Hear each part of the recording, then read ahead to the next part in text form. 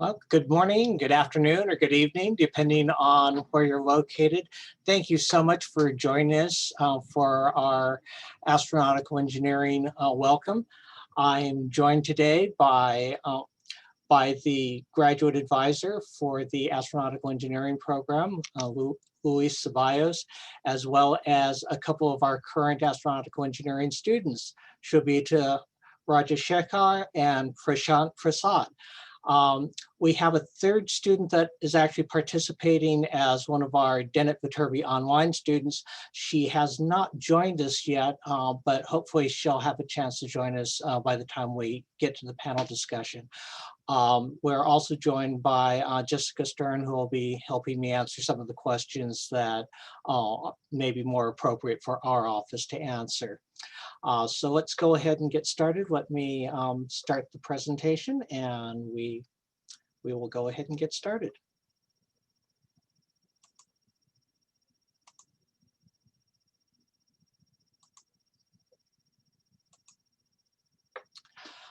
So welcome to the Trojan family. Right now we're going to go over just a few slides covering some of the basic information on next steps. So everyone is on topmost of almost everyone's mind is basically what's going to happen in fall 2021 and how are things going now because of COVID-19. So our current semester, spring 2021, is currently online and will remain online. We do also have 2 summer sessions coming up. At least the first summer session is also going to be online. There's some question about the second summer session, which may actually be in person or hybrid. We're not sure yet. However, we do fully anticipate the fall semester to be on campus, at least in hybrid mode. So we are getting ready for that. In fact, even this current spring semester, although classes themselves are going to remain fully online, we are actually starting to reintroduce some in-person activities even for this spring semester. They've set up canopies outside so that some of the student organizations can have events and still remain safe. And as well as campus buildings, the classrooms, common areas have all been retrofitted for COVID-19. We're putting things in place to make sure our students stay safe, if we are able to be back on campus in the fall. Staff is continuing to work remotely right now, but again, there'll be at least some of the staff hopefully will be back on campus in the fall. One thing to keep in mind is that our opening is contingent on basically the COVID-19 situation, and then CDC and Los Angeles County guidelines for reopening. We're also starting to distribute the COVID-19 vaccine on campus. A number of staff and faculty have already received it, and there are even some international students that have been on campus already that have started getting the vaccination as well. So all those things are moving right along in preparation for when we're all back on campus. So given one of the great things right now is that Los Angeles County, well, California in general, we've got a very substantial decline in cases. And then our vaccine rollout is finally starting to pick up speed as well. Because of this, as I mentioned before, we are planning to return to campus for fall 2021. Obviously, we can't absolutely guarantee that because we can't predict the future. But what we can guarantee is that we will keep you completely up to date with what's going on. So as things change due to COVID-19, as LA County releases new guidelines, we'll make sure that you're all aware of this, and we'll be doing that via email. But you can also keep up with it yourself by basically going here to our coronavirus.usc.edu. And we have we keep that updated. So that's another way you can see what's going on at USC in that regards. We will also work with you to the extent of our ability to help you enroll at USC while adhering to those government directives. So if you have any questions or anything, you're welcome to reach out to us, and we're happy to try and answer your questions. So some upcoming deadlines. If you're an international student and you have not yet submitted financial documents and your passport copy, this needs to be done by April 15th. So you'll make sure that you do that. And then once we've received your financial documents and have been able to process them, you'll actually have until May 1st to actually submit your statement of intent and pay your $500 commitment deposit. If you are one of our students that will be doing the program online via Dennett Viterbi, if you require assistance submitting the statement of intent after May 1st, that is possible. If you need to do that, send an email to dennetviterbi.usc.edu, and they're happy to assist you with that. One really important thing, the sooner you submit your statement of intent, the sooner you have access to a whole bunch of resources. So pre-orientation resources, you'll get notifications on our Viterbi mentorship program. There'll be upcoming academic webinars. If you're a Dennett Viterbi student, you'll be able to create your Dennett Viterbi profile. So, all these things are things that you'll be able to do once you submit the statement of intent. Obviously, if you're an international student, we can't issue the I-20 until after you've submitted the statement of intent. So obviously, the sooner you do that, the sooner you'll be able to start the visa process. So welcome to Southern California. That is pretty much the end of the formal presentation. Right now, we'll go ahead and get started with the Q&A portion of the session.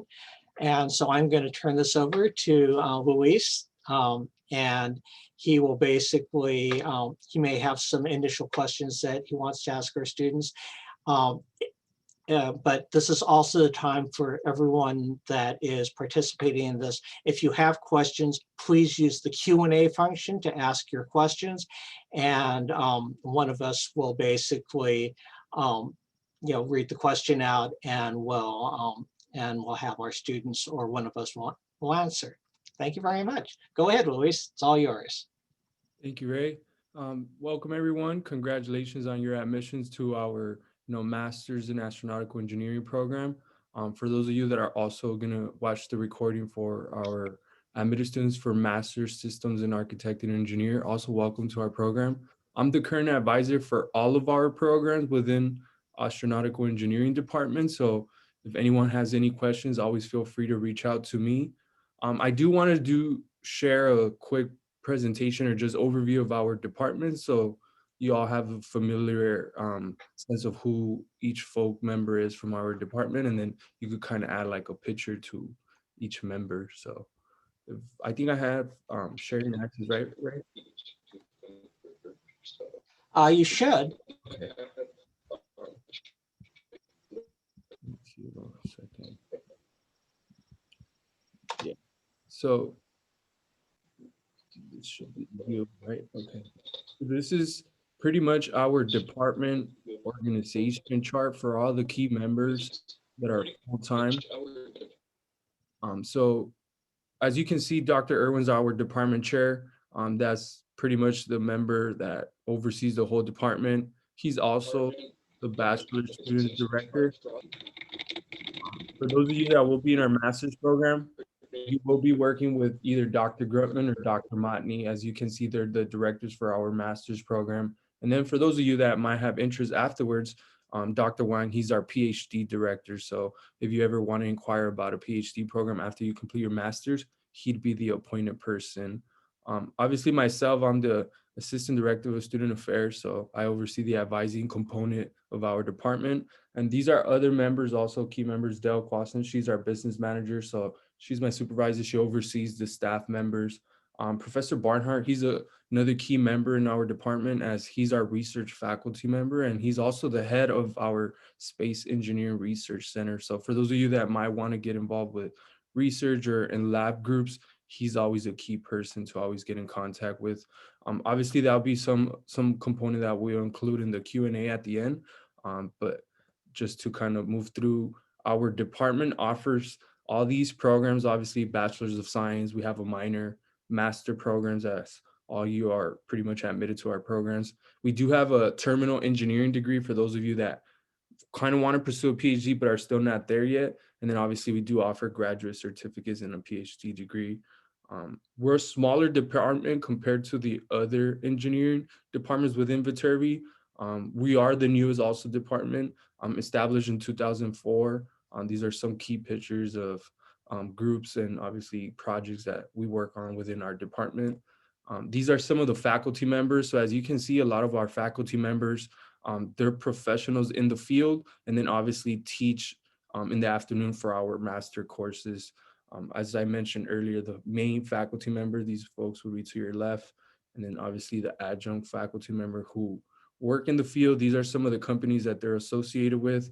And just so you guys have some familiarity of who you could potentially be in their course and, into that work. So you can get familiar with that.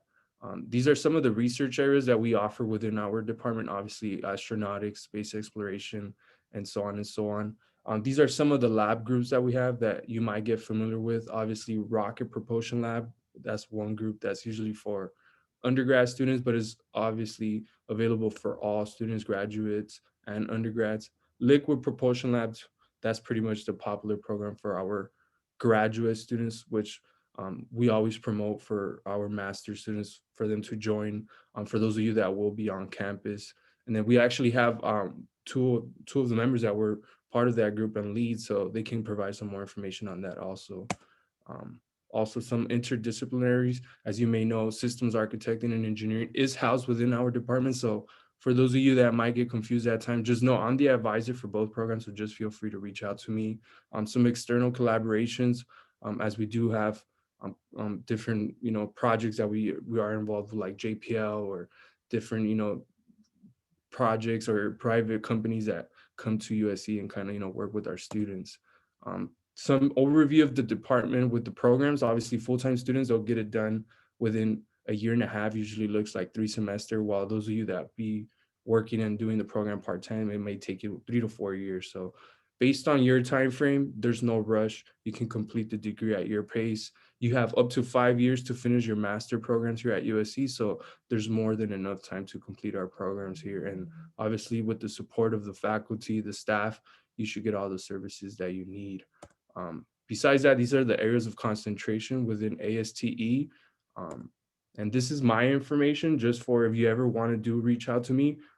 Best way is through email. Obviously, we're not on campus right now, so you can always email me and we could set up Zoom appointments and, touch base in that regard. But email will be the best way to communicate with me. And then I'm usually pretty prompt with my responses, just so I can help out pretty much all the students, since I'm the only advisor. But besides that, we could go ahead and get started now with obviously the Q&A. We have Shobita here and Prashant. Meredith was able to join us, so thank you for joining us. I don't know if you all want to introduce yourselves and kind of share a few words and get started with our Q&A component.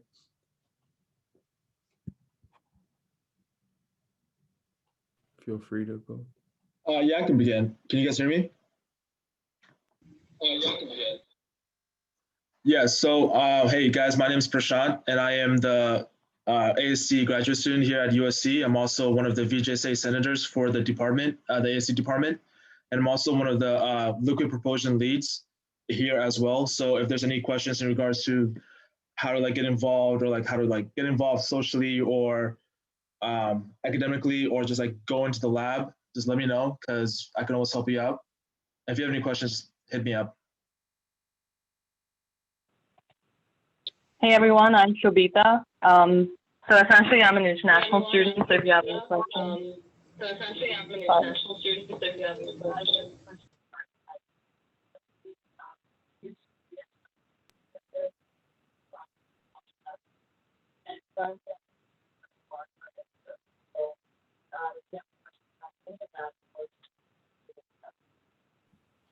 I'm sorry about that, Shavita. I don't think we were able to hear you. I don't know if something occurred with the sound.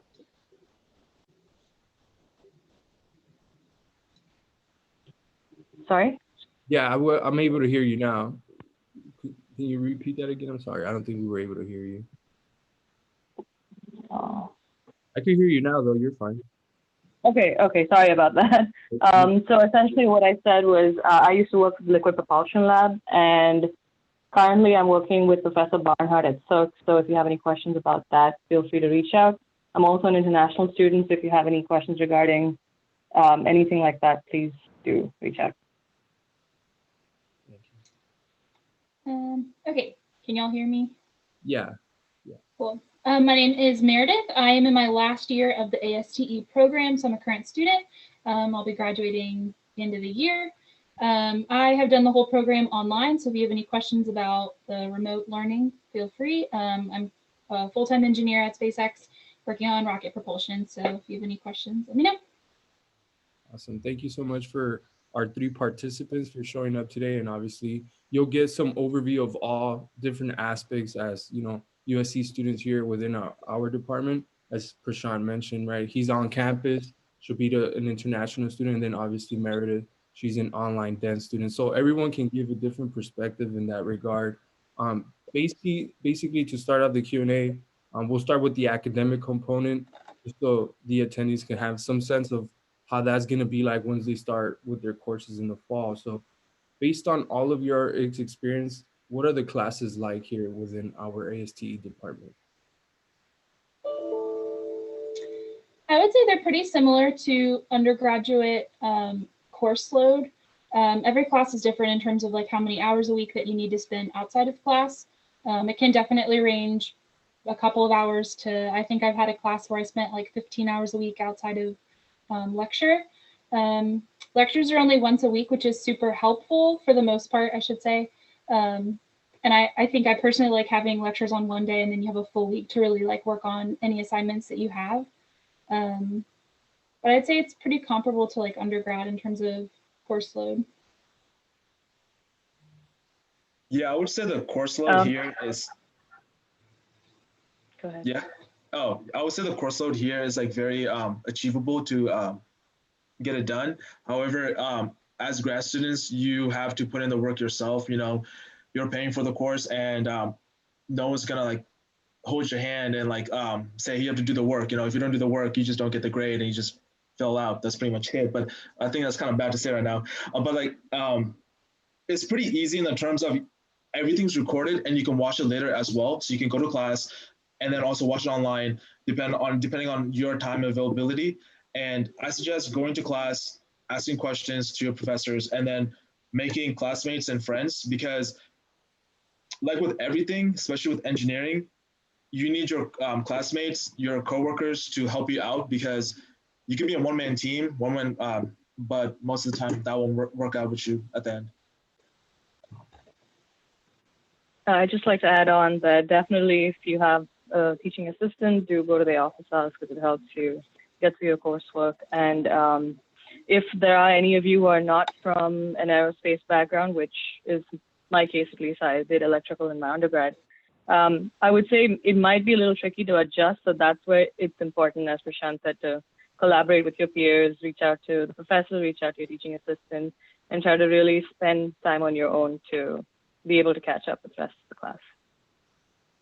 Thank you all for sharing. So based on the courses that you've taken, have they been more like project-based or have they been more theoretical? And which are the courses that you would recommend that are your favorite courses that you've taken so far? So I feel like most of the courses I've taken so far, at least, have been individual assignment based. I think I've had one class, maybe two, that had a project that we worked on throughout the semester. I don't know. I don't want to like pick a favorite. I've really liked Professor Gruntman's classes just from like the structure of the course load or of like the curriculum. Some teachers will give you like upfront the lecture notes for the whole course, which I personally love. Because my work schedule can fluctuate week to week. So it's nice kind of being able to look ahead and get ahead if I need to. Some professors don't do that, but I haven't had like any courses where I've like super regretted taking them or anything like that. So Yeah, I would say the same. I don't regret taking any courses. I would say I would say, like one class I really liked was EDL, Dr. Sengupta's EDL course. It's entry, descent, landing course. It encompasses the whole engineering aspect of spacecraft design, not design, but like the mission of landing onto another planet. It is pretty fast paced in the sense that there is a lot of the engineering is already in there. Like if you don't have an engineering background, it might be a little bit like difficult to like keep track with the other your classmates who do have like an aerospace or astro background. I came from a mechanical engineering background, so like I kind of had the idea of like aerospace and astronautical and the physics part at least. But overall, I would pick the EDL, and then of course Dr. Grumman's class structure was very easy to follow. I forgot that he does give you all his notes at the very beginning to the very end. It's very easy. Just print them out or just have a PDF reader, go to class, take your notes, and his courses are very straightforward. there's also a Slack channel for like the department where I've seen a lot of students ask questions about class recommendation or professor recommendation. So there is an outlet for that once you're more into the program to help determine like semester by semester because the professors rotate, courses rotate, things like that. Shumita, before you speak, let me just say that Dr. Grumman's courses are actually required unless you have a propulsion background course like that. You can just like say like, hey, I already took this as an undergrad, I don't need it. So you can like get disqualified from it, or not disqualified, but like exempt from it. But Dr. Grumman's courses are definitely required, and he teaches them in fall semester, that I believe. Yeah, I would definitely recommend taking, even if you can like not, if you can like opt out, it's a good refresher course as well. So sorry to talk over you. No, you're fine. I was just going to suggest saying that as they've said, Professor Grumman's classes are pretty great and required. The classes that I've taken is all three of Dr. Reisman's classes, which is in the area of human spaceflight. So, and I've also been the TA for two of his classes. I would definitely recommend those if that's your area of interest. Every professor has their own unique style of teaching. So whether it's, course notes up front or whether they walk you through it in a different manner, depends on the textbooks, whatever it is that they suggest. But definitely that's where, if you take part in the Viterbi mentorship program, that's another thing that you can do is discuss with your mentor about, what are the courses that you would suggest taking? What did you take? How did you go through the coursework? Whatever it is. So that's another area you can benefit from. One last thing before I'll let you ask another question, Elise, but I've noticed that there's professors who maybe are not full-time professors, but like adjunct professors, or professors who are full-time that have more career experience rather than academic experience. I've found so far that the professors with more real world, not real world, but industry-based experience typically have lectures and homeworks that are more in tune with things that you will see in the industry. So I'm taking Dr. Reisman's class right now, and I love his style because it's definitely more, don't give me a huge like essay on this, give me like the quick and dirty and what I actually care about, instead of like the fluff that might go with some of the assignments with professors that typically have been in academia more. So if you've worked full-time already and you're interested in that type of learning, maybe do some research on the professors that are in the department as well. Oh, Luis, one thing I'll just add on just real quick.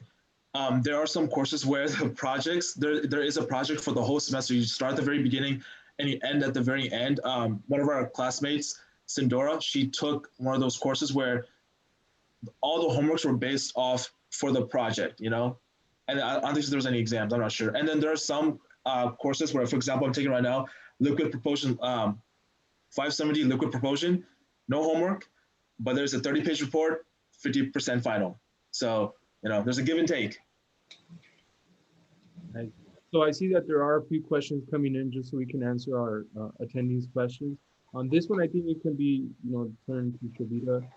Based on the research project that you have done with CERT, and how has it looked during this whole pandemic COVID timeframe? I know we were on campus for master's teams for some time frame, but things got changed around. How has it been for you, obviously, through CERT online, or how has it been managed? So essentially, I joined CERC this semester, so I didn't really do anything online. I joined directly for the on-campus component, but I do know there are a few students doing some portion of the project online. It would depend on which project you join. So it's not really uniform. I can't get like say for sure we have something for everyone to do online. So that would depend on a project to project basis and also depend on Professor Barnhart. Right. So if you are interested in being part of the CERT, you have to reach out to Professor Barnhart. He can give you all the insight, and he's pretty much the person that's running that show in the Marina Del Rey offices. So you can go ahead and contact him. Um, Before we go into a question from Meredith, I just mentioned that certain students complete this program within a year and a half, which they're just full-time students. They're just invested in the program on campus. They take 3 courses per term. So within 3 semesters, they can complete those 27 units. So that is manageable. A lot of our full-time students have done so. A lot of students that are on campus pretty much do that program time frame. Um, and we go from there. So that's kind of how it goes. And if anyone feels that they need to take extra time, that's totally fine. If you feel that one semester you might need to do 2 courses and you need to do an extra semester, that's totally fine. As I said, some students take more, like 4 to 5 years based on the time frame that they're given. And then we can still additionally give like extension of time based on our end and our approval.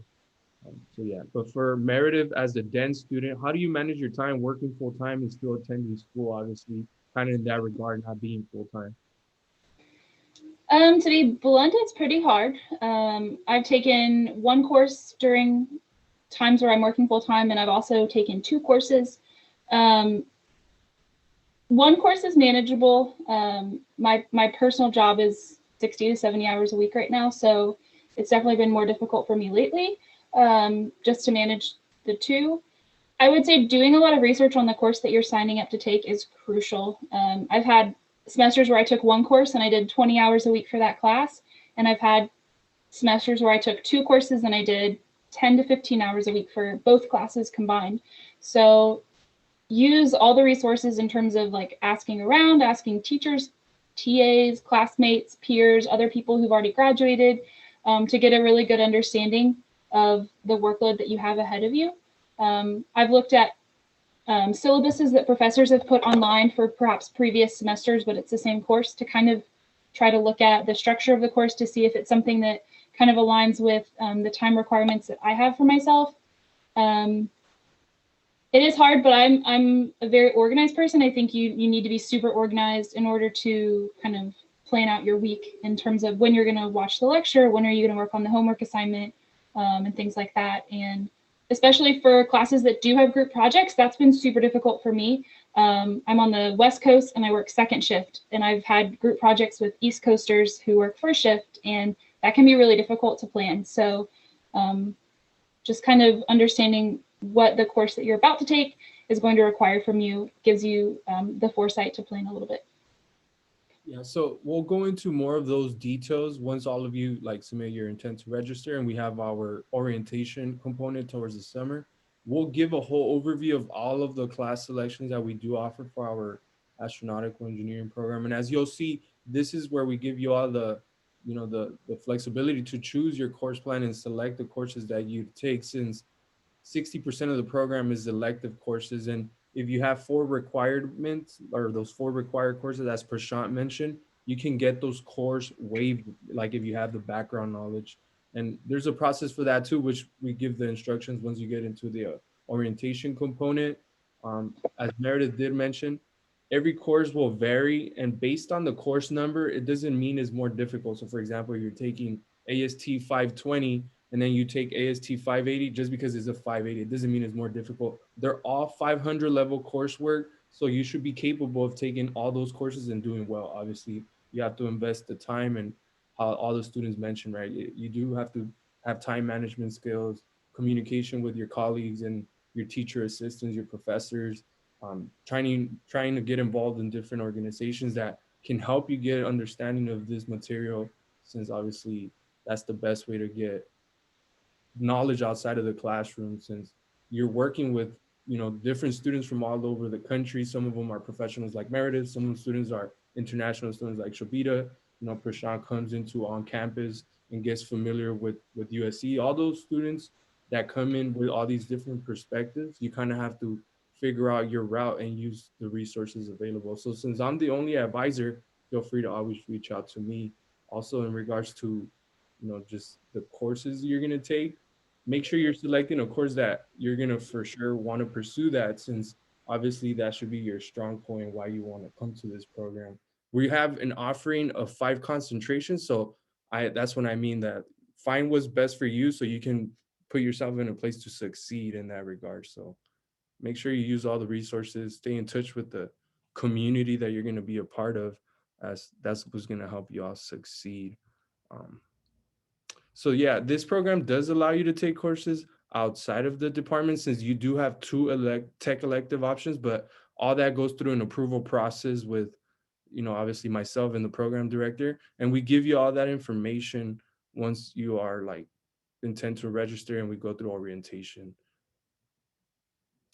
So that was one question, right? So does this program allow to take courses outside? Not astronomy. It would kind of have to be an engineering course, or it would still be approved through Dr. Grutman. So it would have to be based on his expertise. Do you typically have summer? So we do offer courses in the summer. It's usually only 2 specific courses, which is ASTE 580 and ASTE 585. We do have like a master schedule for all of our ASTE courses. And as I said, once you get into orientation, we'll disseminate all the information, and then you'll be like pretty much set to know what you're going to do for the remaining time at USC. This program doesn't require a thesis, but it is an option that all of our students can, take advantage of. It's not required. As I said, usually you just take your 9 courses, 27 units, earn the master's. But if you do want to inquire about a thesis, as I mentioned, you have 2 tech elective options, which is 6 units. You would replace those units with the thesis, which it would be 4 units of thesis work and then 2 units of directed research, kind of summing up to those same 6 units. Also, that gets approved through the program director, and you go through that approval process with me, and you do that for your last 2 semesters at USC. So, because you're going to defend your thesis that last semester, and then you start part A of the thesis the second to last semester. So you always want to get in contact with me. Everything gets accordingly processed through our USC graduate school, because you are submitting published work and all that stuff. And you have to find your own faculty advisor. That's probably my main advice. If you are going to want to pursue a thesis, get familiar with the faculty member that is working in that research and that can support your thesis. So then when we present that case to Dr. Grutman, he can overview and obviously give you approval. Yeah, go for it, Ray. Oh, I'll let you finish up, but after you finish with the information on the thesis, one of the other half of one of the questions was about internships. So I'd love to hear whether Prashant and Shobita have done internships and what they did to find them and how they liked them. Definitely. So for the summer component, obviously you could take summer courses. Is a small offering because we're a smaller department. Master thesis is not something that it is recommended. Is all up to the student to choose their courses. How I mentioned, you choose your own course plan. The electives are going to be offered, and you get to select obviously 5 of those, or based on the waivers. From a deep pursuit. Okay, so I have a question for Meredith. The percentage of thesis obviously is a small number, is all up to the student if you can find a faculty advisor. But for Meredith, did you pursue a graduate degree after working in this industry for a few years, or right after obtaining your undergrad? How has USC graduate program supported you in the industry? And then we can kind of go into the internship after that with everyone else. So I worked for like a couple of years first in the industry, and then I used my master's degree to kind of transition to a job that was more in the industry I wanted to be in. So I started in the satellite industry, and I actually used, I think it's ASTE 574 is a class where you basically go through how to design a rocket. And I used the course project as my technical presentation for my current job now. So I definitely I don't know, this is a cool program because it's definitely helped me land the job I currently have right now. I don't know if I answered the question. To go and find it, but Yeah. So if Shobita and Prashant want to kind of share on, since you kind of working in the industry and that course kind of helped you out, how have you, being full-time students, Shobita and Prashant, found internships or seen opportunities that your other peers have been able to find and kind of move on to the field after they're done with the masters? I can begin. So I didn't really like directly look for an internship at the moment, but working in the liquid propulsion lab has given me a lot of experience as an intern in a way. The liquid propulsion laboratories, for example, right now, we're a research group now, and we're getting, what's it called? We're getting calls from Mythbusters. We're doing a hot fire, for example, in a couple of weeks from now, and we're being broadcasted for a TV show because, it's like we're firing a rocket engine, and then if you're looking for an internship, connection matters. We're in the heart of Los Angeles. We're in the heart of rocket industry, in the West Coast. And all our interns, for example, all our alumni from all the liquid propulsion laboratories, they all work in industries. They all have internships, or they had internships. And now they're working in the industries. It's all about connections, building up your technical and your hands-on knowledge as engineering students. That's how it helps you get an internship. Yeah, as Prashant said, I think like last year with COVID, it was a little difficult trying to navigate and try to get an internship. And especially as an international student, ITAR restrictions do come into play. So that makes it a little harder to really seek out opportunities. But one thing that I do want to talk about, of course, LPL has been a great part of my learning experience at USC, apart from the classes themselves. And we've got an opportunity to do like a design mission for a company, and we designed a test stand for them. So that was a very cool project that we were able to do remotely last year. And additionally, I also was a member of the RASCAL team, which is a competition that NASA holds every year. So there, essentially, we were part of a mission design team, and we had to propose a design for a lunar lander. So that was another like a good opportunity, good exposure, an ability to make contacts and reach out with people in the industry and present your work. So these kind of things always come up throughout the year. It's up to you to really, grab onto them and put in your effort and time. Because again, it's collaboration with students who are on campus, off campus, then students, people in the industry, full-time students just like us, people from different backgrounds, not just from aerospace. So I would say even if you don't get an internship, that doesn't mean that you don't have other ways of building your skill set.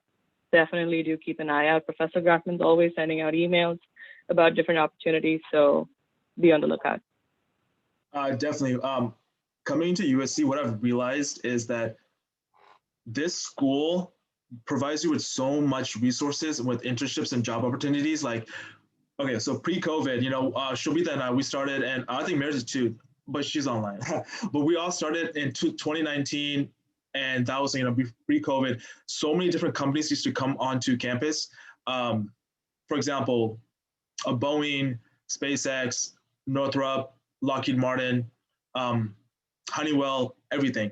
There are so many ways you can get internships. And, at the moment, astroengineering is a very niche field. So there isn't a lot of competitions, but the competition that you do have is very rough. Like all our colleagues, they're essentially rocket scientists, So definitely getting experience through clubs and organizations. There's a lot of research clubs, and being a researcher and knowing your knowledge, applying your theoretical knowledge on in person and hands-on is definitely a key factor when it comes to interviews or getting the interview and getting that job, because companies want a very well-rounded person. Because I have colleagues who are undergrads, and now they work at Virgin Orbit, and one of our colleagues. He's interning at NASA at the moment in Texas, I believe. Thank you for sharing. Going back to the questions or to the last component, the thesis being recommended if anyone wants to apply for a PhD. So for a PhD, you don't have to do a thesis. You can just simply, do your best, have a good GPA, present letters of recommendation, personal statements. For the PhD, you just want to contact Dr. Wang. He's the program director. So he can give you the insight of how you'd go about presenting what you would want to research. And if doing a thesis might help you, he'd be the person to tell you. So it's always best to contact Dr. Wang. TA positions in that regard also are only held for our PhD students since we're a smaller department. So TAs and RAs are usually PhD students, and that's how we fund their, program. And let's see. Luis, I just wanted to mention the to the person that was interested in possibly going from a master's to a PhD is that you actually do not need to complete the master's prior to applying and getting admitted to the PhD program. So if it turns out that you find something that sparks your passion as far as that goes, by all means, talk to the professor and talk to Luis about the possibility of just applying directly to the PhD. Yeah, correct. You don't need no thesis for the master's nor to apply to any of our programs. That's just an option that we offer. And obviously, so you can get experience in publishing, but it's not a requirement. So yeah, thanks, Ray. Let me see. Any insight in current nano satellite research project labs? So all those projects will obviously fall under Professor Barnhart. The best way to get in contact with any faculty member through the pandemic and obviously through the current climate is through email. If any time you have like issues getting a hold of them, you can always use me as a bridge and I'll connect with them since I speak to them on a regular basis, and then we can follow up that way. There's still plenty of time for you to inquire about research since, first day of class will be to like August timeframe or September. So, we got time to kind of see how this climate is going to settle based obviously in Los Angeles area and how we're going to kind of transition to the fall, hoping, we go back on campus. But for you that are just going to be admitted now, your registration will get all settled and be given to you once you have your like packets for orientation and all the key to-do list to get enrolled with obviously USC and creating your stuff. Our classes don't fill up, so don't worry that you're not going to get a spot in a class that you might be interested. We always have plenty of spots. Since we're a smaller department, but we do open enough seats for everyone to be involved in all the offerings. And for all of you that will come to, LA or to our program at USC, we don't offer funding for our master's students initially when you come in because you haven't taken any of our coursework. But once you start completing the master courses, you can become a grader for that class if you earned a good grade, and that gives you an hourly paid position per se. But we don't offer scholarships or like funding for our master's students. Everything's kind of held for PhD since we're a smaller department. But hoping that's not the case, like 5 years from now, let's say, right, with the field growing and we can get more funding so we can provide for everyone and, have this kind of go up to a bigger program. So how are internships and further job opportunities for international students? Shobita, you want to kind of speak on regard to how have internships and job prospecting been for you as an international student since you kind of are finishing your program and in that space currently? Yeah, sure. I just wanted to actually add on to what Prashant was saying earlier regarding the career fair and stuff like that. So Viterbi and USC itself organizes career fairs every semester, I would say. And they're pretty helpful in terms of being able to speak with reps from different companies that do come. They've managed to transform that online as well, so that same experience. I mean, it's not exactly the same, of course, that we got in person, but we're able to meet reps, speak with them, discuss opportunities. But as an international student, I will admit it's been pretty hard just because of, as I said earlier, the ITAR restrictions that are in place. So that takes some navigating for sure. It's good to know as a heads up, so you kind of start looking from the get-go. Most likely big companies like Boeing, SpaceX, and even NASA do not usually hire international students. So unless you have some really standout skills that they might be looking for, you're going to be finding it a little difficult to be able to find internships or jobs, which is why if you get any other opportunities, like I mentioned, my personal experience with the lab or the competition that I mentioned earlier. Take up things like that, build your skill set, and then kind of go from there. And if you can reach out to your professors, try to ask them, like, do you know of any opportunities that are open for international students? Find out from them, because they usually come across these kind of things, or people send them information. So they'd be good resources. And also you can reach out to the Career Center. They have a lot of, seminars, and also kind of like drop-in advising and stuff like that you can talk to them about jobs and internships. So kind of to go for it, Ray. Yeah, I just wanted to mention in regards to jobs and internships for international students that actually, I don't know whether it's all parts of NASA, but I know at least JPL, which is just about 30 minutes north of us, actually, because they don't hold military contracts with the US government, they actually do hire international students, both for internships and jobs. Thanks, Ray. So I saw a question about where should you live in, obviously LA or in the whole spectrum of USC.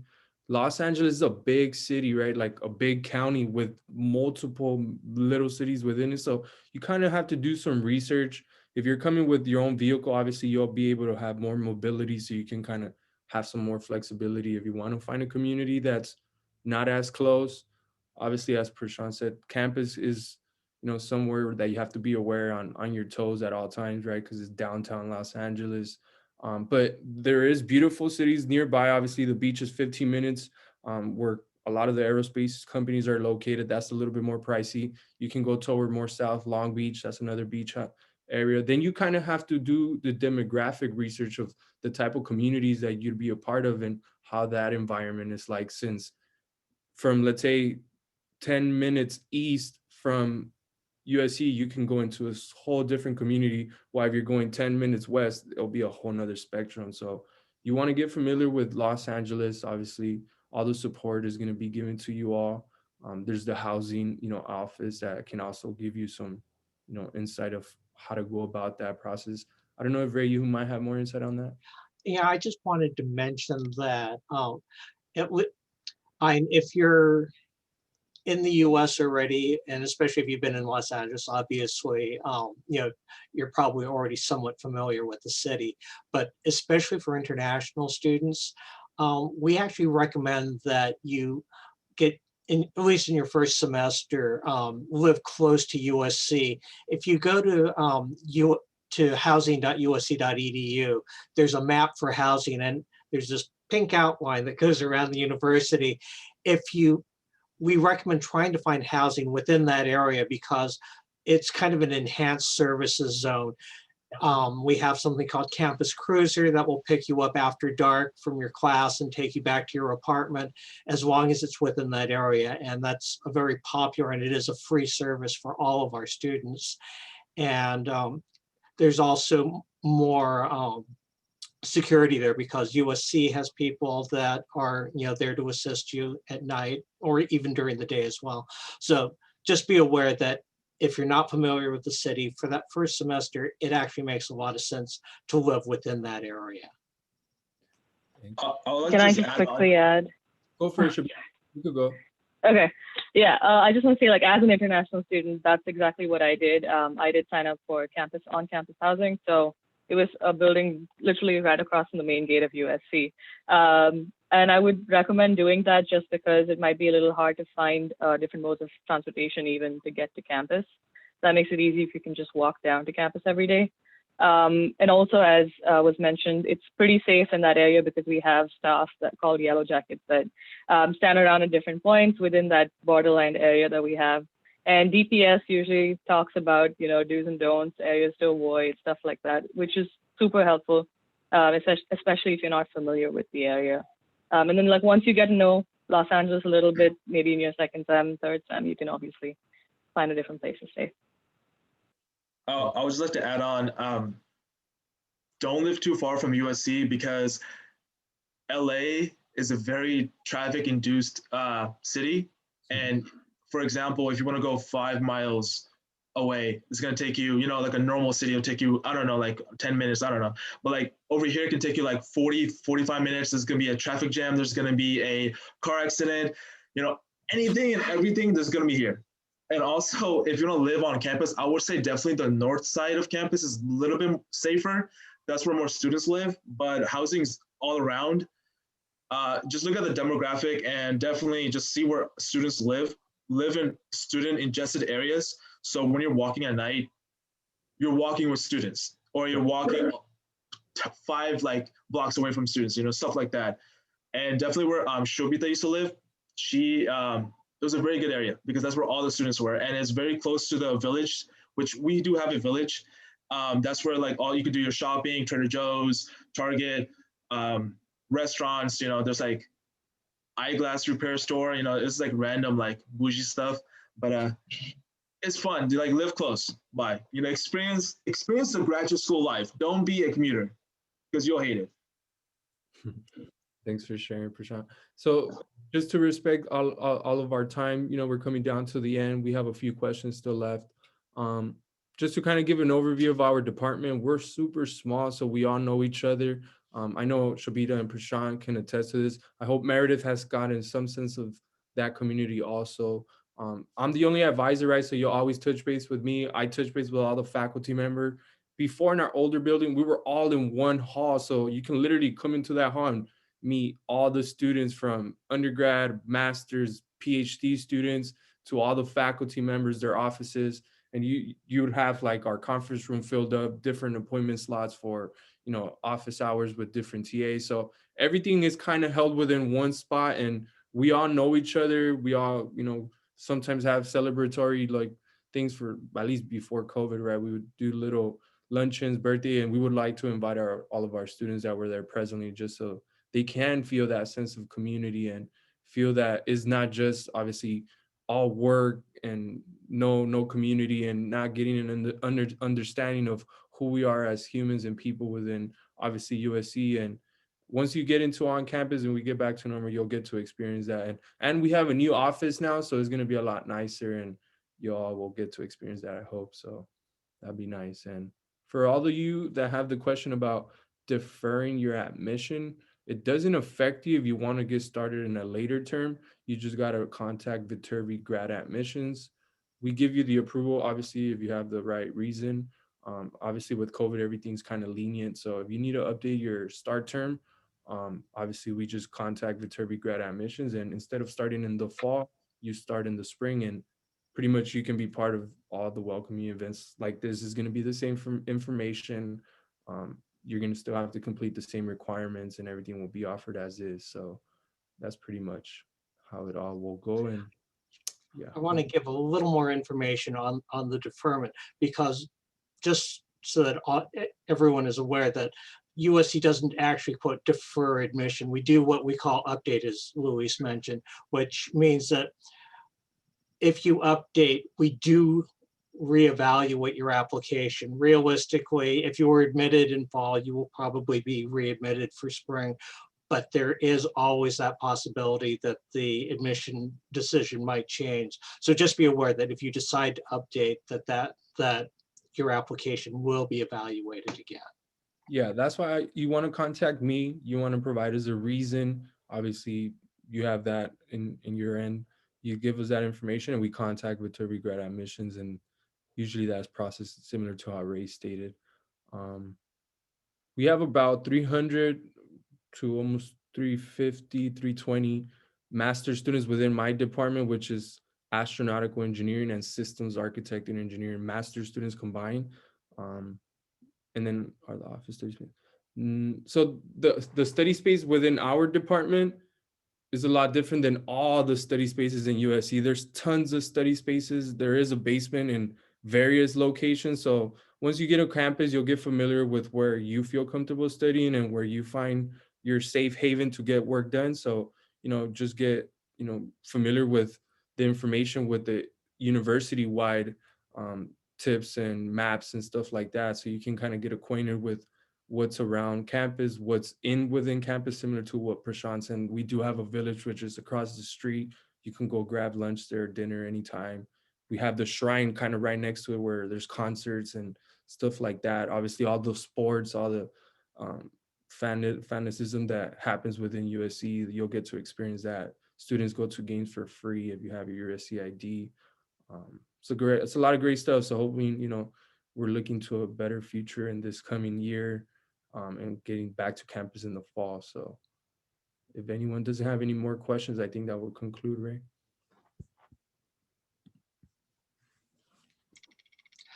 I'd like to thank all of our attendees for participating. We really appreciate your coming on board, and we hope you got lots of useful information.